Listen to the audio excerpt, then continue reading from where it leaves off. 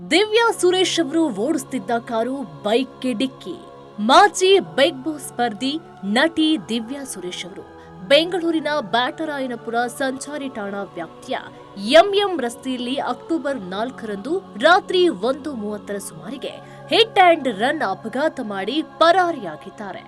ಬೈಕ್ನಲ್ಲಿ ಮೂವರು ಪ್ರಯಾಣಿಸ್ತಾ ಇದ್ರು. ಅಪಘಾತದ ರಭಸಕ್ಕೆ ಮೂವರು ಕೆಳಗೆ ಬಿದ್ದಿದ್ದು ಅನಿತಾ ಎಂಬ ಮಹಿಳೆಯ ಕಾಲಿಗೆ ಗಂಭೀರ ಗಾಯಗಳಾಗಿವೆ. ಅಪಘಾತದ ನಂತರ ದಿವ್ಯಾ ಸುರೇಶ್ ಅವರು ಕಾರು ನಿಲ್ಲಿಸದೆ ಸ್ಥಳದಿಂದ ಪರಾರಿಯಾಗಿದ್ದಾರೆ.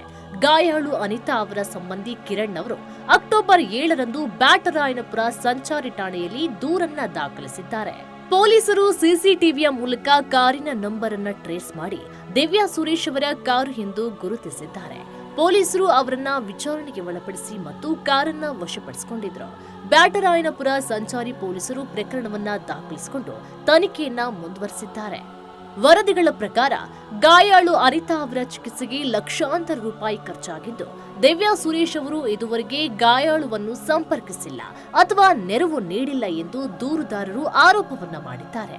ಅಪಘಾತದ ಬಗ್ಗೆ ದಿವ್ಯಾ ಸುರೇಶ್ ಅವರು ಸಿಸಿಟಿವಿ ದೃಶ್ಯವನ್ನ ಹಂಚಿಕೊಂಡು ಬೈಕ್ ಸವಾರಂದೇ ತಪ್ಪು ಅಂತ ಹೇಳಿ ಪ್ರತಿಕ್ರಿಯೆಯನ್ನ ನೀಡಿದ್ದಾರೆ ಎಂದು ವರದಿಯಾಗಿದೆ.